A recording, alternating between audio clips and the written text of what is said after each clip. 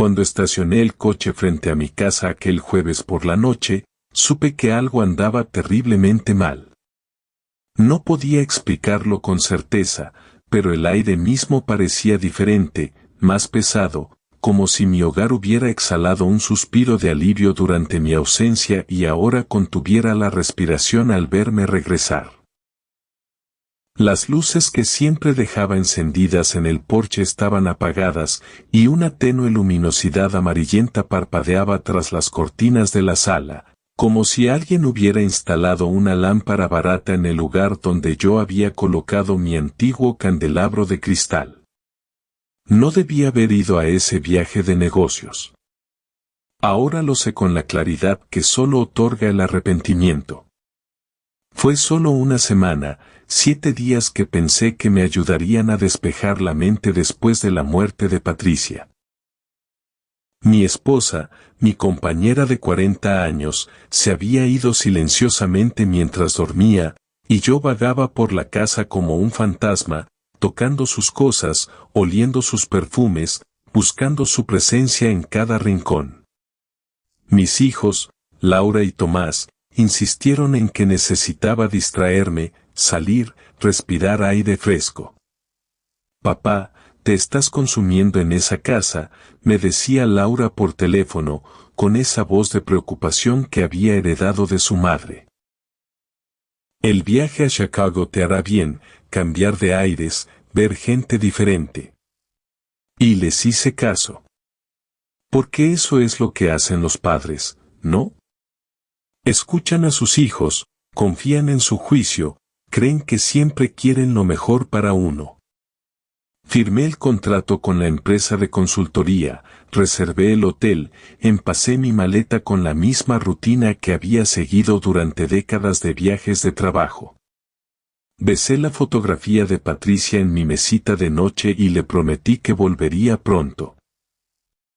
No sabía que al regresar encontraría mi mundo patas arriba, que la casa que construimos juntos, ladrillo por ladrillo, sueño por sueño, ya no sería mía.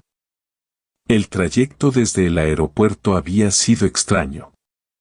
El taxista, un hombre joven con una gorra de béisbol y una barba descuidada, no dejaba de mirarme por el espejo retrovisor. «Hace mucho que no viene por aquí, señor», me preguntó con un acento que no lograba ubicar. «Toda mi vida», respondí sin pensar. Él sonrió, una sonrisa torcida que no me gustó nada. «Ah, entonces seguro ha visto muchos cambios». No supe qué responder. Sí, había visto cambios. Había visto crecer a mis hijos, había visto a Patricia pelear contra el cáncer durante 2 largos años, había visto jardines florecer y marchitarse, vecinos mudarse y otros llegar. Pero mi casa siempre había permanecido igual, firme como un faro en medio de la tormenta de los años. Cuando el taxi se detuvo frente a la entrada, mi primera impresión fue de confusión. El jardín delantero, que yo mismo había podado antes de irme, estaba descuidado, con las flores marchitas y las malas hierbas asomando por todos lados. La puerta del garaje estaba entreabierta, y por ella se escapaba una luz blanca y fría. Pagué al taxista con manos temblorosas y bajé, arrastrando mi maleta con ruedas que chirriaban sobre el pavimento. El silencio de la calle era absoluto. Ni un perro ladraba, ni un coche pasaba. Solo el viento, susurrando entre los árboles que habíamos plantado con Patricia en nuestro 5º aniversario. Caminé hacia la entrada principal y entonces lo vi. El letrero. Un letrero metálico, nuevo, brillante, clavado directamente sobre la madera de la puerta que yo mismo había barnizado. Decía, casa en renta. Excelente ubicación. Precio negociable. Y debajo, un número de teléfono que no reconocía. Me quedé paralizado, con la llave en la mano, sintiendo que el suelo se abría bajo mis pies. El letrero era nuevo, recién puesto, y lo habían instalado con cuidado, como si tuvieran todo el derecho del mundo a hacerlo. Empujé la puerta y entré. La penumbra del interior me envolvió, y el olor me golpeó primero. No era el olor a hogar que recordaba, a madera envejecida, a libros viejos y al aroma dulce de las flores que Patricia siempre ponía en el jarrón de la entrada. Era un olor extraño, a cigarrillo rancio y a perfume barato, a comida frita y a algo más, algo que no lograba identificar. Encendí la luz y el mundo se detuvo. Mi sala de estar ya no existía. Donde antes estaban mis sillones de cuero, el viejo piano de Patricia y la biblioteca que habíamos llenado durante años, ahora había colchones tirados en el suelo, una mesa de plástico con restos de comida, ropa esparcida por todas partes y una televisión gigante que ocupaba casi toda la pared, encendida en un canal de noticias. La alfombra persa que habíamos traído de un viaje a Turquía había sido reemplazada por un piso de linóleo barato y sucio. Mis cuadros, las fotografías de los niños, la colección de discos de vinilo que tanto amaba Patricia, todo había desaparecido. Sentí que el aire se escapaba de mis pulmones. Caminé como un sonámbulo por el pasillo, mis pies moviéndose solos, llevándome a las habitaciones. El cuarto de Laura, que había convertido en mi estudio después de que ella se fuera a la universidad, ahora era un dormitorio lleno de juguetes infantiles y ropa de mujer. Mi propio dormitorio, el que compartí con Patricia durante 40 años, estaba ocupado por una cama king size que no era mía, con sábanas de satén rojo y una mesita de noche llena de frascos de medicinas. Fue entonces cuando la oí. Una voz de mujer, canturreando en la cocina con una melodía que no conocía. Me acerqué lentamente, con el corazón latiendo tan fuerte que podía oírlo en mis oídos. La mujer estaba de espaldas a mí, frente a la estufa, moviendo una cuchara dentro de una olla humeante. Llevaba una bata de baño rosa y zapatillas de peluche. No se había dado cuenta de mi presencia. Disculpe, dije, y mi voz sonó extraña, como si no fuera mía. La mujer se giró sobresaltada. Era una señora de unos 60 años, con el cabello teñido de un rubio demasiado brillante y una cara redonda surcada de arrugas. Me miró con sorpresa y luego con una sonrisa amplia que mostró dientes amarillentos. «Oh, usted debe ser el dueño», exclamó, como si me hubiera estado esperando. La agencia nos dijo que pasaría a recoger la renta. «Pase, pase, siéntese, el café está listo». No entendía nada. «La agencia», repetí, sintiendo que las palabras se me atragantaban. «¿Qué agencia?». La mujer frunció el ceño, confundida. «La agencia inmobiliaria, claro. La que le alquiló la casa». ¿No le dijeron? Firmamos el contrato hace 3 días. Mi esposo y yo nos mudamos el lunes. Todo muy rápido, pero necesitábamos un lugar urgente después de que vendieran nuestro edificio. Un poco caro para el barrio, la verdad, pero el paisaje es bonito y... Dejó de hablar al verme la cara.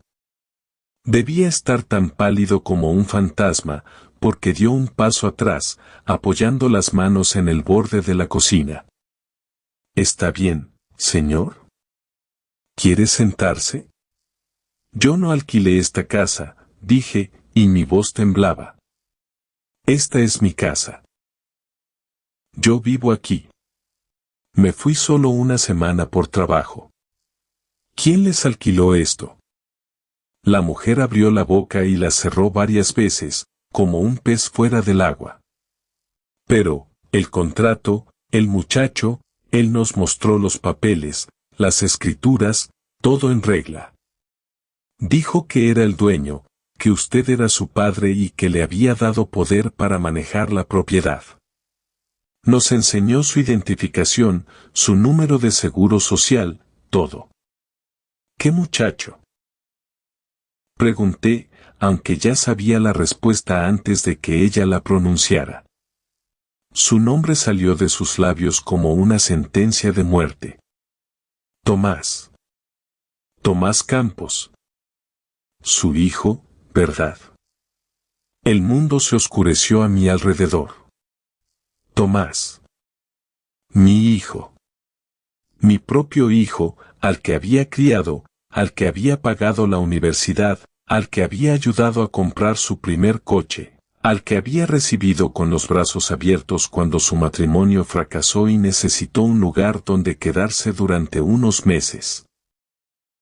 Tomás, que había estado viviendo conmigo, que había visto cómo Patricia se desvanecía lentamente, que me había abrazado en el funeral y me había prometido que estaría a mi lado siempre. No podía ser. No era posible. ¿Dónde está Tomás?, pregunté con voz ronca. La mujer se encogió de hombros. No lo sé. Nos dio las llaves, nos ayudó a instalar los colchones y se fue. Dijo que volvería en unos días para firmar unos papeles. No hemos sabido nada de él desde entonces. Mi esposo llamó ayer al número que nos dejó y no contestó. Pensamos que tal vez estaba de viaje. Salí de la cocina tambaleándome, con la cabeza dando vueltas. Caminé por el pasillo como un autómata, abriendo cajones, armarios, buscando algo, cualquier cosa que me diera una pista. Mis documentos, los que guardaba en un maletín en el armario del pasillo, habían desaparecido. Las escrituras de la casa, mi testamento, los papeles del seguro de vida, incluso mi pasaporte. Todo había sido llevado. Solo quedaban algunas fotografías viejas que Patricia guardaba en una caja de zapatos debajo de la cama, y las encontré esparcidas por el suelo, pisoteadas, como si no tuvieran ningún valor. Me arrodillé para recogerlas, y fue entonces cuando vi el papel. Un recibo de una agencia de alquiler, con el nombre de Tomás como arrendador, mi dirección como propiedad, y una firma que intentaba imitar la mía. La caligrafía era torpe, infantil, pero la intención era clara. Mi hijo había falsificado mi firma para alquilar mi propia casa. Se había llevado mis documentos, mis llaves, mi identidad y había convertido mi hogar en un negocio. Se había aprovechado de mi dolor, de mi confianza, de mi ausencia. Me senté en el suelo de mi dormitorio, entre las fotografías pisoteadas de mi esposa y los calcetines de la mujer que ahora ocupaba mi cama, y lloré. No había llorado así desde el funeral de Patricia, desde el momento en que cerraron el ataúd y supe que nunca más volvería a verla. Lloré por la traición, por la pérdida, por la estupidez de haber confiado en alguien que llevaba mi misma sangre. Lloré hasta que no me quedaron lágrimas, y entonces me puse de pie. No podía quedarme ahí hundido en la autocompasión. Tenía que hacer algo. Tenía que recuperar mi casa, mi vida, mi dignidad. Pero no sabía cómo. La mujer de la cocina, cuya nombre finalmente supe era doña Carmen, me ofreció café y un asiento en lo que había sido mi propia sala.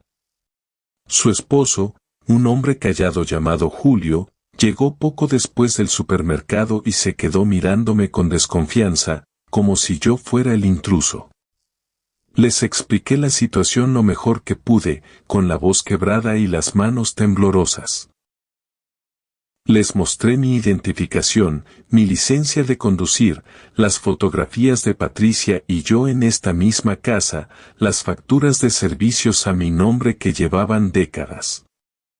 Julio se sentó a mi lado, leyó cada papel con cuidado, y finalmente suspiró. Creo que usted dice la verdad, señor, dijo con voz grave. Pero nosotros ya pagamos el alquiler. 6,000 pesos, el depósito y 2 meses por adelantado. Se lo dimos a su hijo, en efectivo. Y tenemos un contrato firmado. Me mostró el documento, y vi la firma de Tomás, mi nombre escrito con una caligrafía que no era la mía. ¿Tiene algún recibo?, pregunté.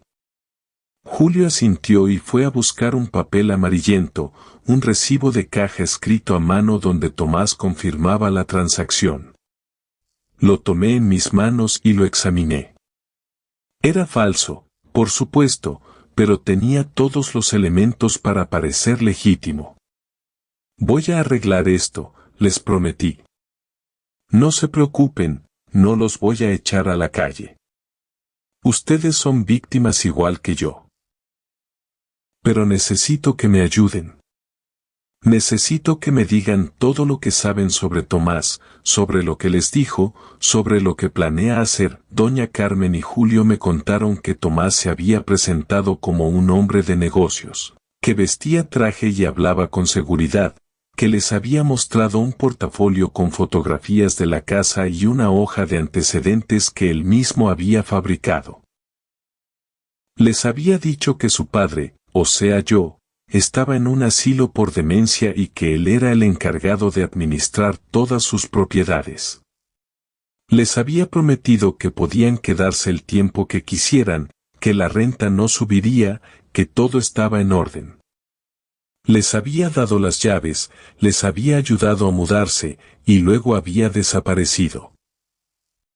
Me contaron que un hombre había llamado al día siguiente, preguntando si habían visto a Tomás, y que cuando dijeron que no, el hombre había colgado sin decir su nombre. ¿Un hombre?, pregunté, sintiendo un nudo en el estómago. ¿Quién? Doña Carmen se encogió de hombros. No sé. Sonaba joven. Muy alterado. Como si estuviera buscando a su hijo. Su hijo. La palabra resonó en mi cabeza como un eco sordo. ¿Tenía Tomás un hijo? No, era imposible. Tomás se había divorciado hacía 3 años, y no tenía hijos. ¿O sí? ¿Qué me había estado ocultando? La pregunta se quedó clavada en mi mente como una espina. Decidí que necesitaba encontrar a Tomás, pero no sabía por dónde empezar. Fui a la comisaría, y el oficial que me atendió, un hombre joven con cara de aburrimiento, apenas levantó la vista de su computadora cuando le expliqué la situación. Esto es un asunto civil, señor, me dijo con una voz monótona. Ponga una denuncia, espere la citación, y en un par de meses tendrá una audiencia. Mientras tanto, no puede entrar a su casa si hay ocupantes con un contrato firmado, incluso si es falso. Pero es mi casa, protesté. Tengo las escrituras, tengo los impuestos, tengo las facturas a mi nombre, puedo demostrar que... Lo entiendo, señor, me interrumpió con un suspiro. Pero la ley protege a los ocupantes. Si su hijo les dio un contrato y ellos pagan renta, tienen derechos. Usted tendrá que demostrar en un juicio que el contrato es fraudulento. Eso lleva tiempo. Mientras tanto, le sugiero que consiga un abogado. Salí de la comisaría con una sensación de vacío en el pecho. Mi propia casa se me había escapado de las manos, y las leyes que debían protegerme, me daban la espalda. Caminé sin rumbo por las calles, sintiendo que todo lo que había construido se desmoronaba a mi alrededor. Patricia, mi esposa, había sido la única persona en quien podía confiar plenamente, y se había ido. Tomás, mi hijo, en quien había depositado mi confianza después de su muerte, me había traicionado. Laura, mi hija, estaba al otro lado del país y no podía ayudarme. Estaba solo. Me senté en un banco de la plaza, observando a las personas pasar con sus vidas normales, sus preocupaciones cotidianas que yo ahora envidiaba profundamente. ¿Cómo podía ser que en una semana mi vida se hubiera vuelto un caos absoluto? ¿Cómo podía alguien a quien amaba hacerme esto? Recordé entonces una conversación que tuve con Tomás unos meses atrás, justo después del funeral de Patricia. Estábamos en el jardín, tomando café, y él me había dicho, «Papá, esta casa es demasiado grande para ti. Deberías considerar venderla, mudarte a algo más pequeño, vivir más tranquilo». Yo había negado con la cabeza, pensando que no entendía el valor sentimental que tenía esta casa, que no comprendía que cada rincón guardaba un recuerdo de su madre. Ahora entendía que sus palabras no eran un consejo, sino una estrategia. Quería deshacerse de la casa, o mejor aún, quería quedarse con ella. Recordé también la forma en que miraba los muebles, los cuadros, los objetos valiosos, como si estuviera haciendo un inventario de lo que podría vender. Había estado planeando esto durante meses, tal vez desde antes de que Patricia muriera. Y yo, en mi ceguera, en mi dolor, no había visto nada. Me levanté del banco con una determinación renovada. No iba a dejar que mi hijo me arrebatara lo único que me quedaba de Patricia. Iba a luchar, aunque tuviera que enfrentarme a la burocracia, a las leyes, al mundo entero. Caminé de regreso a mi casa, o a la casa que ahora ocupaban desconocidos, y toqué la puerta con fuerza. Doña Carmen abrió, con una expresión de preocupación en el rostro. «¿Pasa algo, señor?» «Necesito hablar con el administrador», dije con firmeza. «¿El administrador?» «Sí. La persona que firmó el contrato». «Tomás. ¿Tiene su número de teléfono?» Doña Carmen asintió y fue a buscar su teléfono. Me dio un número que marcó inmediatamente, pero solo obtuve un tono de línea muerta. Intenté varias veces, y en cada intento la desesperación crecía un poco más. Finalmente, dejé un mensaje. «Tomás, soy tu padre. Necesito hablar contigo. Llámame». Luego, en un arrebato de furia, dejé mi propio número y agregué, «Esto se va a poner feo si no me llamas hoy». Pasaron las horas, y el teléfono no sonó. Me senté en la acera frente a mi propia casa, sintiéndome como un mendigo, esperando que alguien se apiadara de mí. Vecinos que me conocían desde hacía décadas pasaban y me miraban con curiosidad, algunos con lástima, otros con indiferencia. El sol se puso y las calles se oscurecieron. Las luces de mi casa se encendieron, y yo seguía allí, mirando las siluetas de extraños moverse detrás de las cortinas. No podía soportarlo más. Llamé a Laura, mi hija, y cuando escuché su voz al otro lado de la línea, se me quebró el alma. «Hija, tu hermano Tomás me ha robado la casa». Hubo un silencio largo, y luego un sollozo. «Papá, yo sabía algo». El mundo se detuvo. «¿Qué quieres decir con que sabías algo?» «Tomás me llamó hace unos días. Me dijo que te habías mudado a un asilo, que la casa estaba vacía, que la iba a alquilar para ayudarte a pagar el cuidado. Me pidió que no te dijera nada, que quería darte una sorpresa, que todo estaba arreglado». Yo confié en él, papá. Pensé que estaba haciendo lo correcto. Nunca imaginé que te estaba mintiendo a ti y a mí. Sentí que las fuerzas me abandonaban. «Laura, ¿cómo pudiste? Tu madre y yo te criamos para ser mejor que esto». «Lo sé, papá. Lo siento. Lo siento tanto». Voy a tomar el primer vuelo. Voy a estar contigo mañana. No vas a pasar esto solo, te lo prometo. Colgué y me quedé mirando el cielo nocturno. En algún lugar, bajo esa misma luna, mi hijo estaba celebrando su triunfo, pensando que se había salido con la suya. Pero no contaba con una cosa, un padre que se niega a rendirse, que ha perdido a su esposa, que ha perdido a su hijo, y que ahora no tiene nada más que perder. La noche se hizo larga y fría. Me quedé en un hotel barato cerca de la plaza, contando los minutos hasta el amanecer, pensando en mi siguiente movimiento.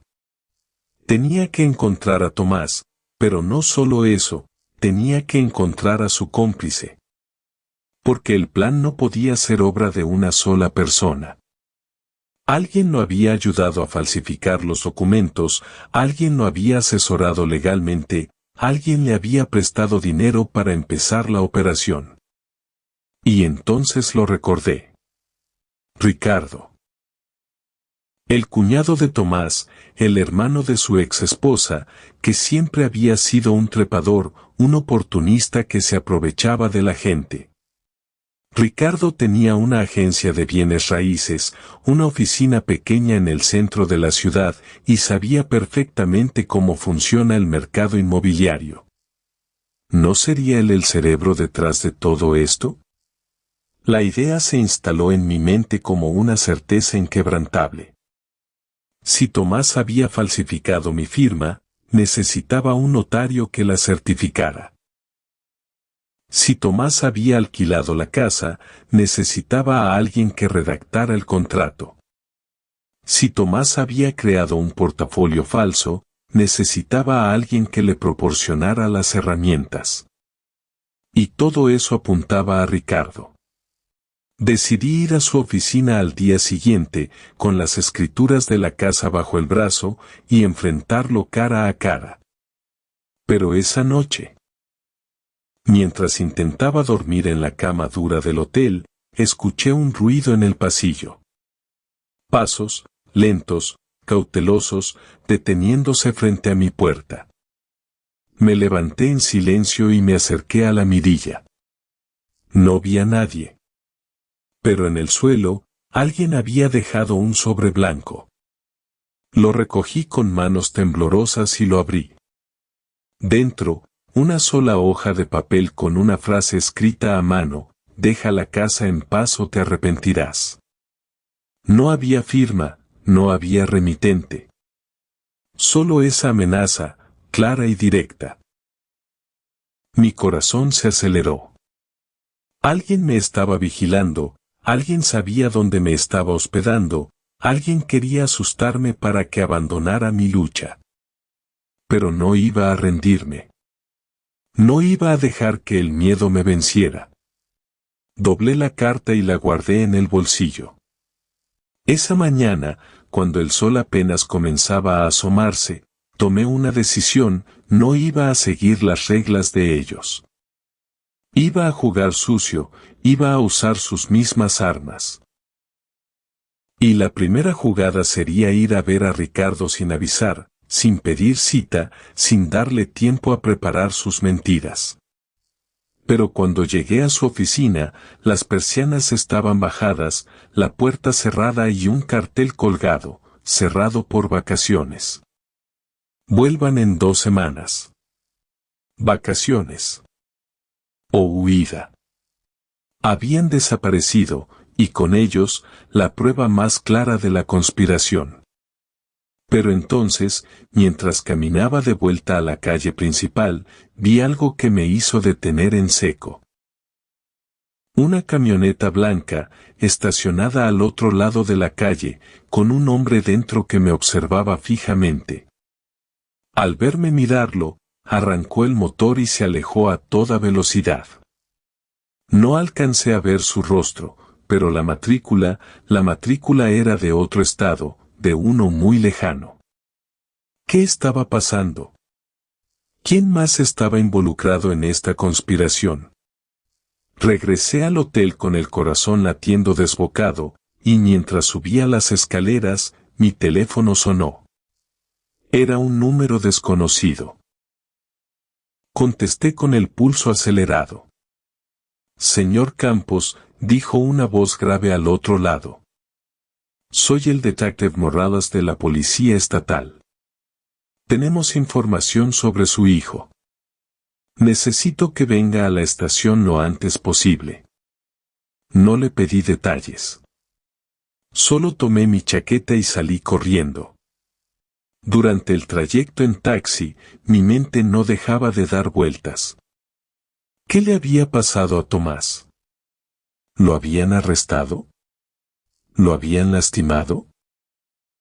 ¿O acaso esto era parte de un plan más grande, algo que ni siquiera yo podía imaginar?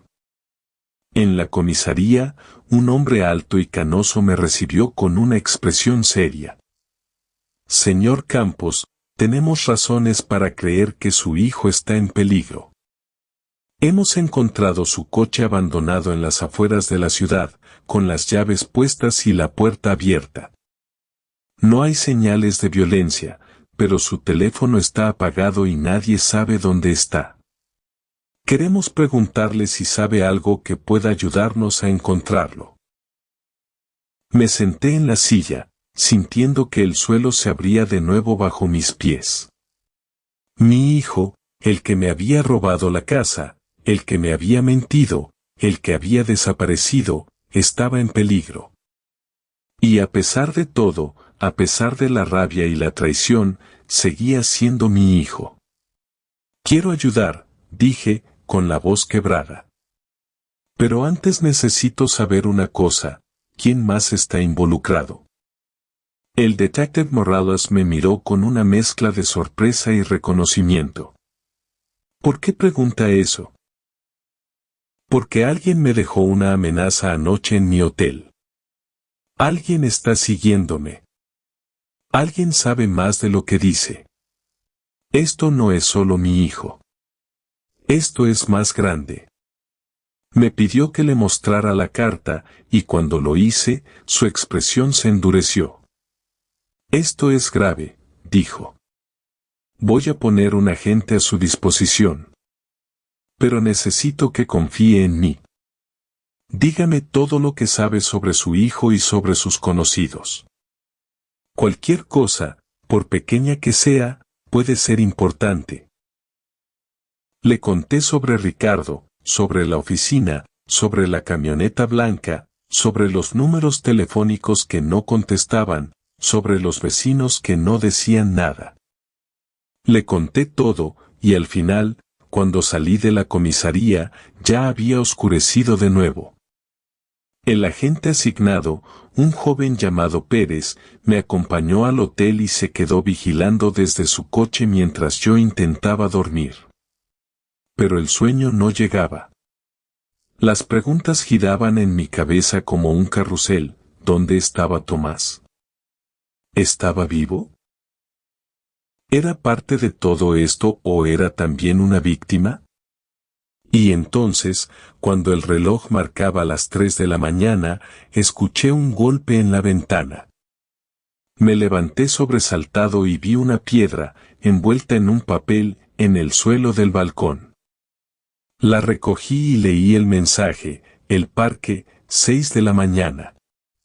Ven solo, sin policías. Si quieres ver a tu hijo con vida, cumple. Mi sangre se heló. No había duda, esto era una trampa. Pero también era mi única pista. ¿Iba a ir? ¿Iba a enfrentarme a lo desconocido, solo y sin protección? Miré hacia la calle, donde el agente Pérez seguía en su coche, y tomé una decisión que cambiaría el rumbo de todo. Al amanecer, mientras las primeras luces del día pintaban el cielo de un gris plomizo, salí del hotel sin despertar a la gente y caminé hacia el parque. Las calles estaban desiertas y el viento soplaba con fuerza, como presagiando una tormenta. Llegué al parque y me senté en el banco que me habían indicado. Esperé. El frío se metía en mis huesos, pero no me moví. Y entonces, detrás de mí, una voz que conocía muy bien susurró mi nombre. Papá. Me giré lentamente y vi a Tomás, con la ropa sucia, los ojos hundidos y una expresión de terror que nunca antes le había visto.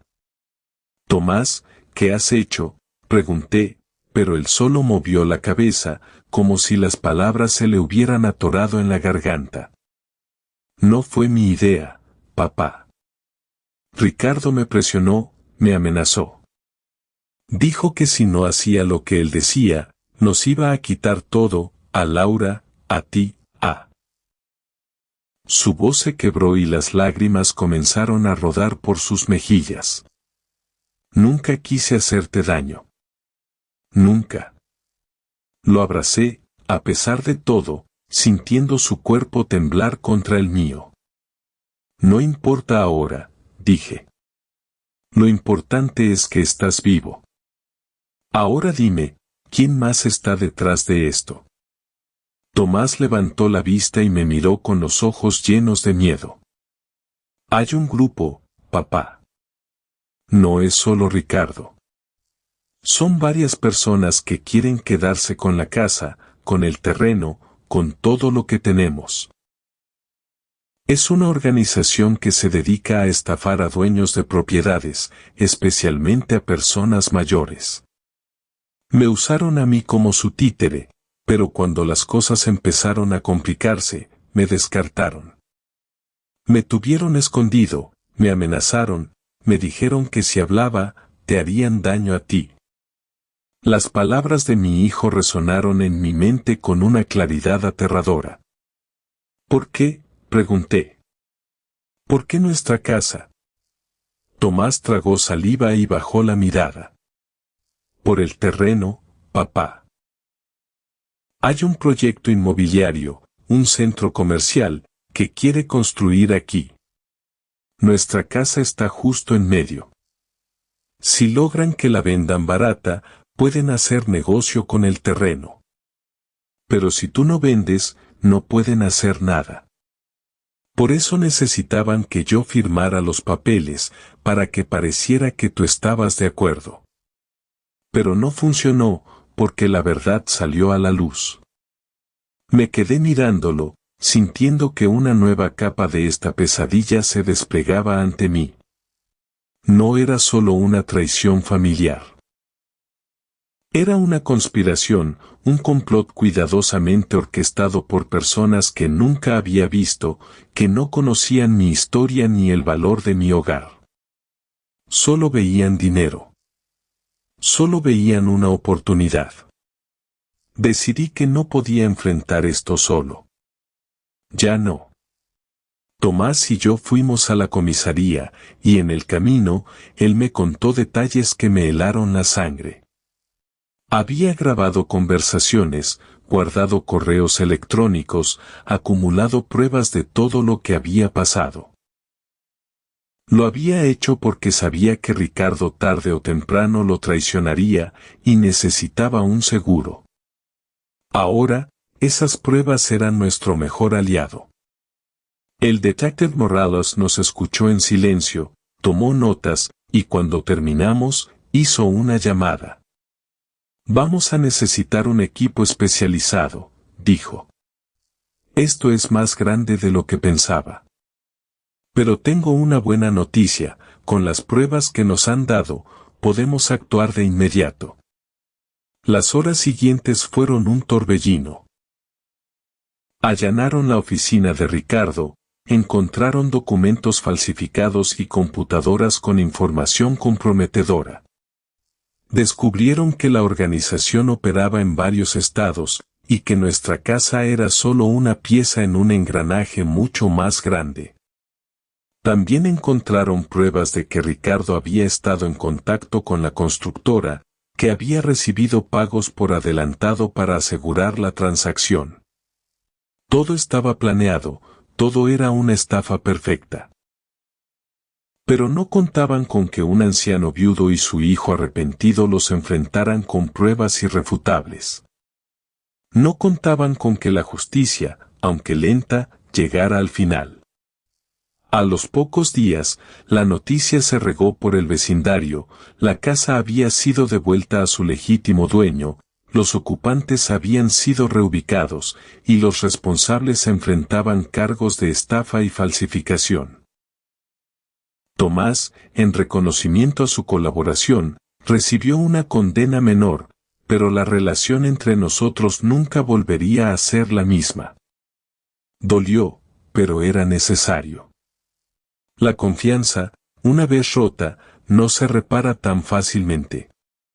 Laura llegó y me abrazó como si no me hubiera visto en años, y en sus brazos sentí que la vida, aunque diferente, seguía adelante. Un mes después, mientras la casa se llenaba de nuevo con los muebles y recuerdos que habíamos rescatado, Tomás se acercó a mí en el jardín. Papá, sé que no puedes perdonarme. Yo tampoco me perdono a mí mismo. Pero quiero que sepas que nunca volveré a hacer algo así. Te lo prometo. Lo miré, viendo en sus ojos un reflejo del niño que alguna vez lo miré, viendo en sus ojos un reflejo del niño que alguna vez había sido. Ese niño que corría por el jardín persiguiendo mariposas y que me abrazaba todas las noches antes de dormir. En ese momento, supe que el perdón no llegaría de inmediato, pero que tal vez, con el tiempo, podríamos reconstruir algo nuevo, algo diferente, algo que no se pareciera a lo que habíamos perdido. Le puse una mano en el hombro y sentí su cuerpo tensarse, como si esperara un golpe o un rechazo. Tomás, no puedo olvidar lo que hiciste, pero tampoco puedo dejar de ser tu padre. Necesitamos tiempo. Necesitamos sanar. Pero mientras tanto, quiero que sepas que esta casa siempre será tuya, en el sentido de que aquí siempre tendrás un lugar, un refugio, aunque ya no sea el mismo que antes.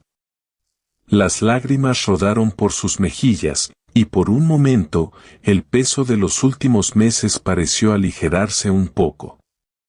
Me abrazó con fuerza, y yo correspondí su abrazo, sintiendo que, a pesar de todo, el amor que sentía por él no se había extinguido por completo, solo se había escondido detrás del dolor y la traición. Los días siguientes fueron de reconstrucción, no solo de la casa sino de nuestras vidas. Laura se quedó unas semanas, ayudándome a limpiar, pintar y organizar cada rincón que los extraños habían mancillado con su presencia. Poco a poco, el olor a cigarrillo y perfume barato fue reemplazado por el aroma de la madera recién pulida y el café que preparaba cada mañana, igual que hacía Patricia. Volví a colgar las fotografías en la pared, volví a poner los libros en los estantes, volví a acomodar los discos de vinilo que tanto le gustaban a mi esposa. Una tarde, mientras ordenaba el armario del pasillo, encontré una caja que no recordaba haber visto antes. Estaba marcada con el nombre de Patricia, y dentro había cartas, fotografías y objetos que ella había guardado en secreto durante años.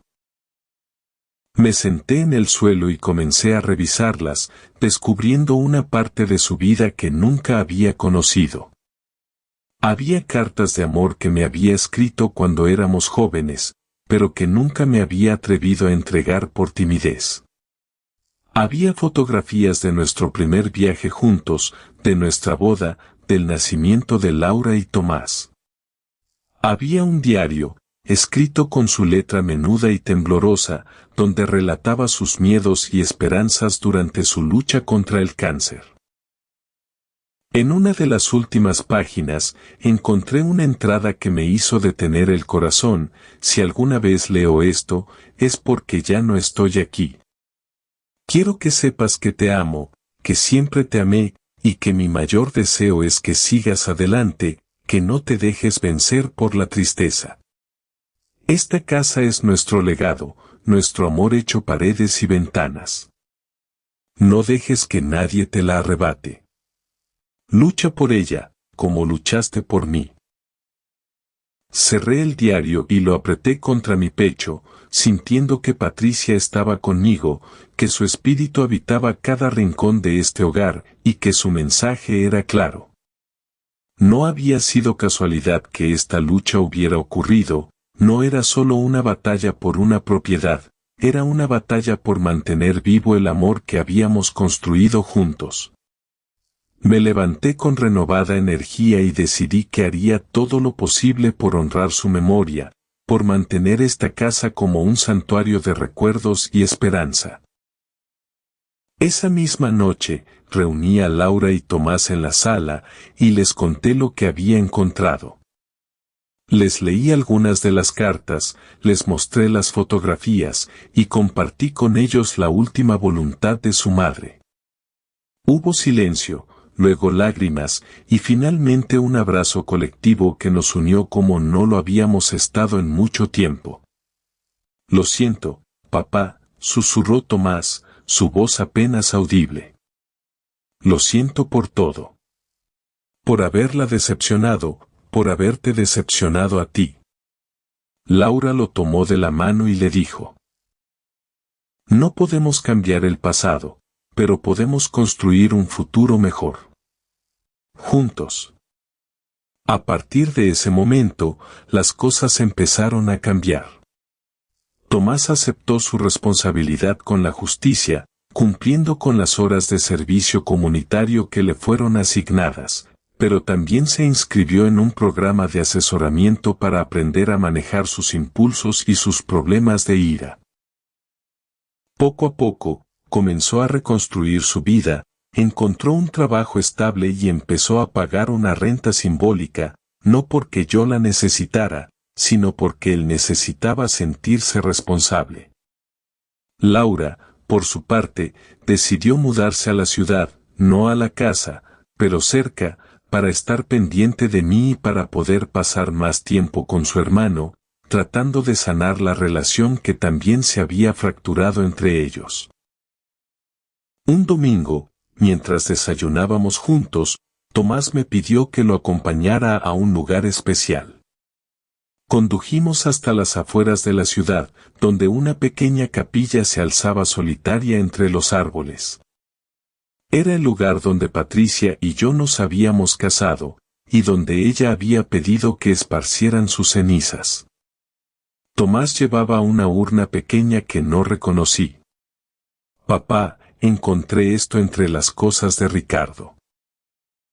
Es parte de las cenizas de mamá que él había tomado como garantía, como un objeto de valor para presionarme». Mis piernas flaquearon, y tuve que sentarme en una de las bancas de madera de la capilla. «¿Cómo se atrevió?», susurré, sintiendo una furia inmensa y al mismo tiempo una tristeza profunda. «No importa ahora, papá», dijo Tomás, arrodillándose frente a mí.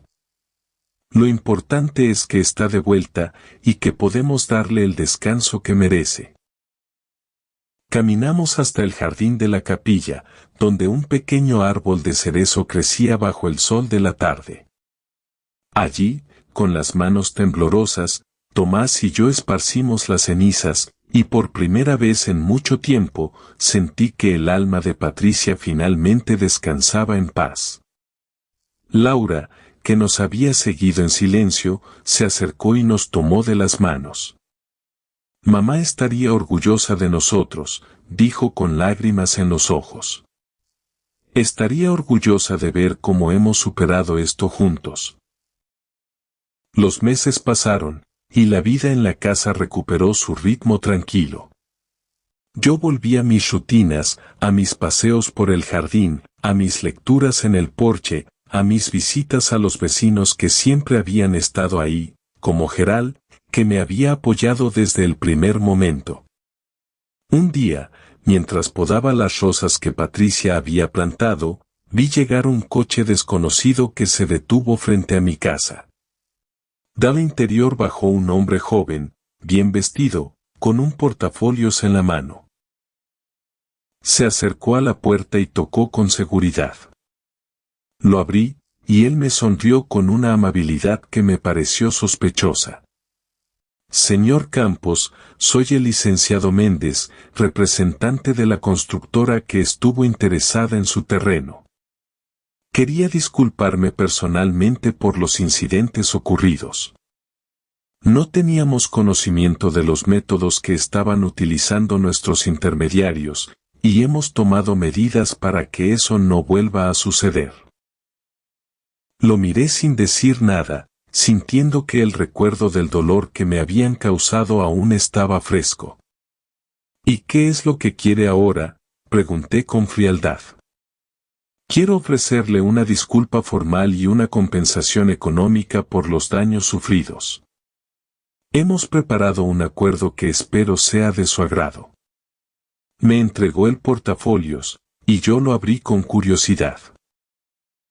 Dentro había un cheque con una cantidad que me dejó sin aliento, y un contrato que garantizaba que la constructora nunca volvería a intentar comprar mi propiedad sin mi consentimiento explícito. Tomé el contrato, lo leí con cuidado, y luego lo coloqué sobre la mesa. Aceptaré su disculpa, y aceptaré la compensación, pero quiero que sepan una cosa, esta casa no está en venta, y nunca lo estará. Es mi hogar, y pienso quedármelo hasta el día que muera. Si tienen algún problema con eso, pueden irse y no volver. El licenciado Méndez asintió con una expresión seria y se retiró sin más palabras. Me quedé solo en el jardín, sintiendo una extraña mezcla de alivio y poder. Por primera vez en mucho tiempo, sentía que las cosas estaban realmente en su lugar. Esa noche, mientras cenaba con Laura y Tomás, les conté lo sucedido y les mostré el cheque. Podemos usar este dinero para arreglar la casa, para hacer mejoras, o podemos donarlo a una fundación contra el cáncer, en nombre de su madre. Quiero que ustedes decidan. Me miraron con sorpresa y luego con gratitud. Es tu dinero, papá, dijo Laura. Te lo ganaste con tu lucha. No, respondí. Es nuestro dinero. Esta casa es nuestra, y todo lo que hagamos con ella será para honrar a Patricia. Después de una larga conversación, decidimos usar una parte para reparar el techo y el jardín, otra para donar a una organización que apoyaba a pacientes con cáncer, y el resto para un fondo de emergencia familiar.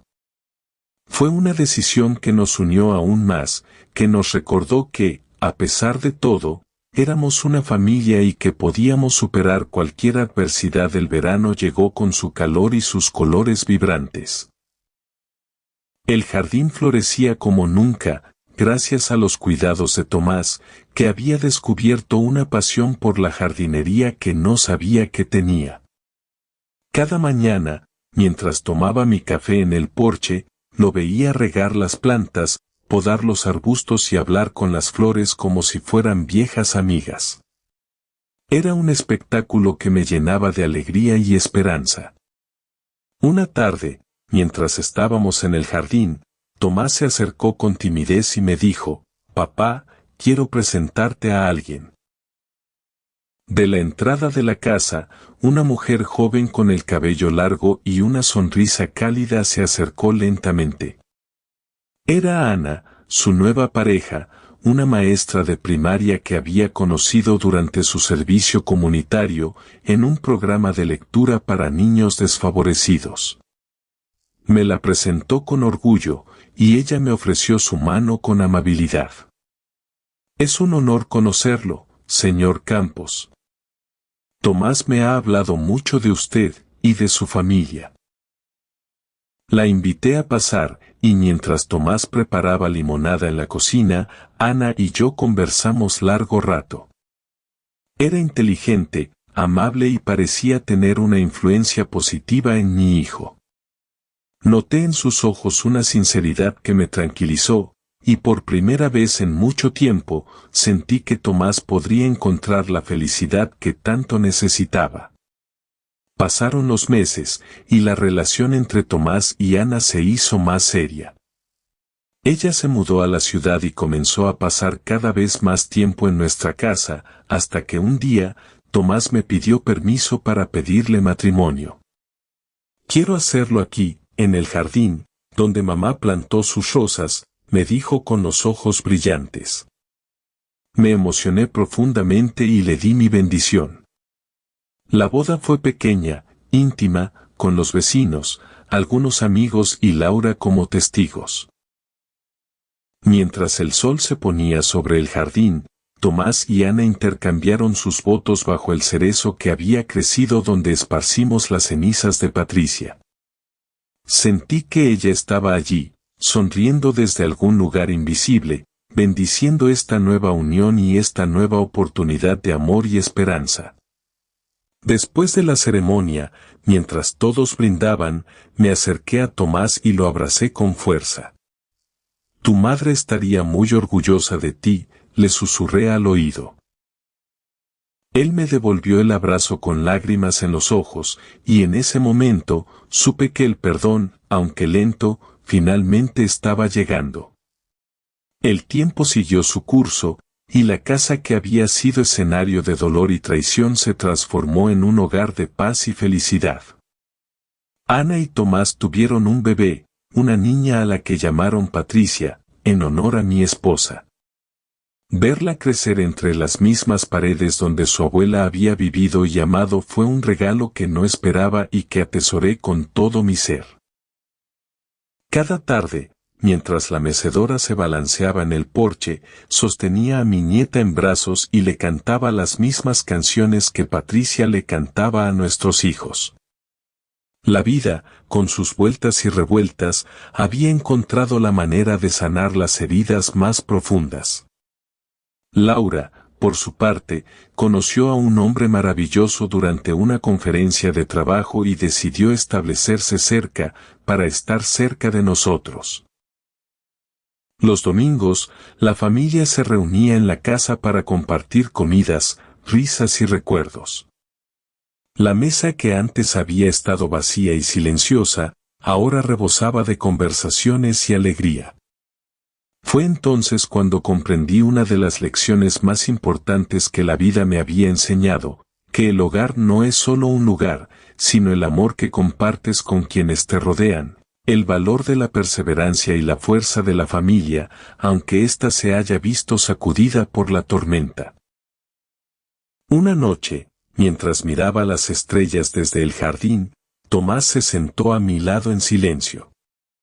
Después de un rato, me preguntó, «Papá, ¿alguna vez te arrepientes de haberme perdonado?» Lo miré, viendo las sombras del pasado reflejadas en sus ojos, y le respondí con sinceridad, «No me arrepiento, Tomás». Perdonar no significa olvidar, significa elegir seguir adelante sin el peso del rencor. Tu madre me enseñó que el amor es más fuerte que cualquier ofensa, y que la familia siempre merece una segunda oportunidad. Asintió lentamente, y luego me tomó la mano. Gracias, papá. No sé si algún día podré perdonarme a mí mismo, pero al menos sé que tengo una familia que me ama y un lugar al que puedo llamar hogar. Esa noche, mientras la luna brillaba sobre el jardín y el viento movía suavemente los árboles, supe que la historia que habíamos vivido, con sus luces y sombras, había llegado a su fin. No había sido un final de cuento de hadas, sino un final real, lleno de matices y aprendizajes, de heridas que sanan y de amores que se renuevan. La casa, ahora restaurada y llena de vida, seguía en pie, firme y hermosa, como un faro de esperanza para todos los que la habitaban.